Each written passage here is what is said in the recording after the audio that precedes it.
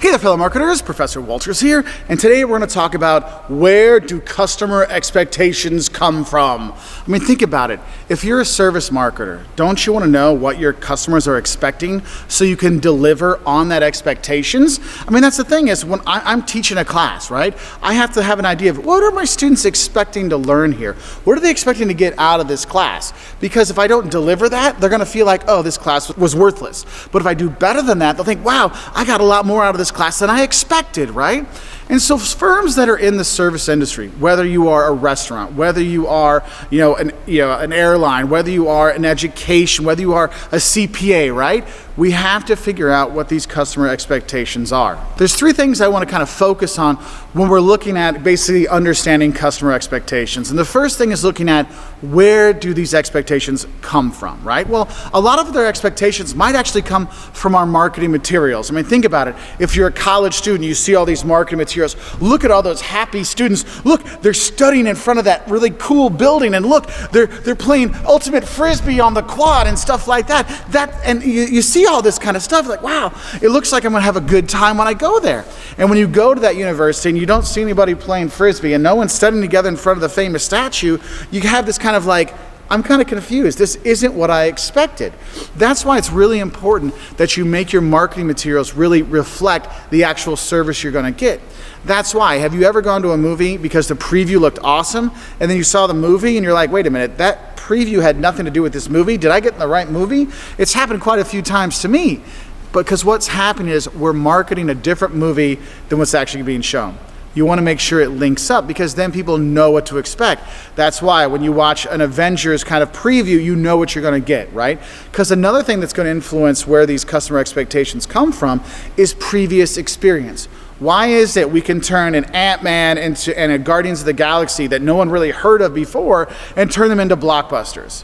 Well, we enjoyed those Avengers movies, we enjoyed those Iron Man movies, those Captain America movies, all those kind of Avenger movies. Well, they've done so well, so I've enjoyed everything else Marvel Cinematic Universe did, so why wouldn't I like this?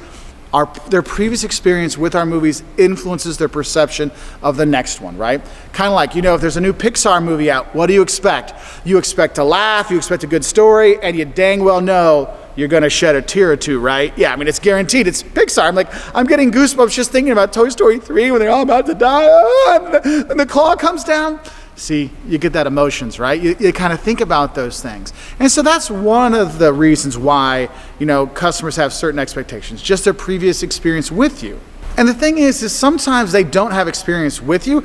Sometimes it could be their preconceived notion. So if I say a campus bar, you have a very different idea than if I say it's a local bar, right? The local bar, oh, they've got, there's Budweiser going and there's some music in the background and it's just people drinking away. But a campus bar, oh, they're gonna have the university stuff all over the place and there's gonna be games on and there's gonna be a lot of young people there drinking crazy stuff, Jaeger bombs and stuff like that. You have a different kind of expectation, right?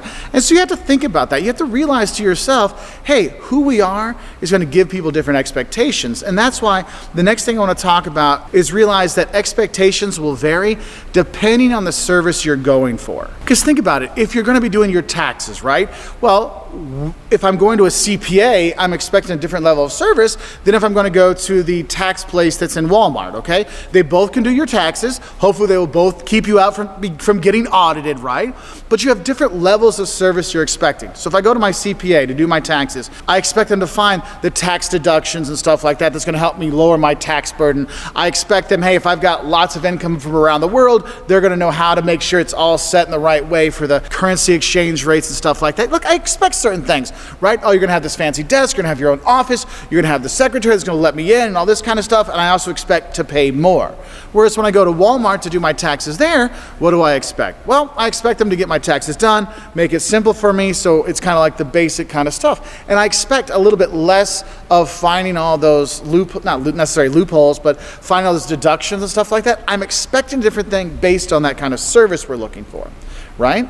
Because you're either looking for, hey, I just need tax things, or I need a full financial plan to go along with this kind of tax burden, all right? So you have to think about that. But the thing is, it's not just the service that can influence things, it also could be the situation that you're in, right? I mean, think about it. Would you ever really want to go to a roadside gas station bathroom? No, you wouldn't. Unless it's Buc-ee's in Texas, but that's a whole other story.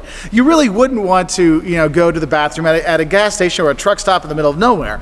But sometimes, when you gotta go, you gotta go, right? And so that situation will dictate, the level of service I'm willing to accept is gonna be a little bit less when it comes to that situation when you gotta go, right? And so you kind of think about those things. And that's where you'll see a lot of times in big tourist destinations, you don't have the same high level of service as you do other places. That's why Venice, you go to Venice, Italy is fantastic, but when you go to Venice, you don't get the true Italian experience because there's tens of millions of tourists that go through there. Like it seems like every day. So the people that work there know that, look, I don't have to be fantastic with my service because you know what? More tourists are going to show up tomorrow and the day after that, no matter what we do. Whereas other places at your local restaurants, if you live in a town, they need to get those clients coming back. So they need to make sure they're delivering that good service consistently so people come back again and again and again, because people are eating in that situation. They're looking for my local bar, my local restaurant, or every Friday night dinner reservation kind of stuff. They're looking for a very different thing than the situation where it is, hey, I'm just on the highway going through. I just need to find a place where I can cop a squat and do my business and hopefully not get any diseases, right? So your level of service you're kind of expecting will differ on the situation you're in.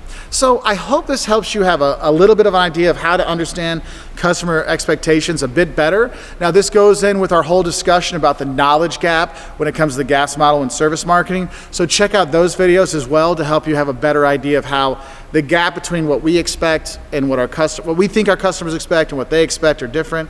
It can really help you out. Anyway, I wish you all the best. Bye.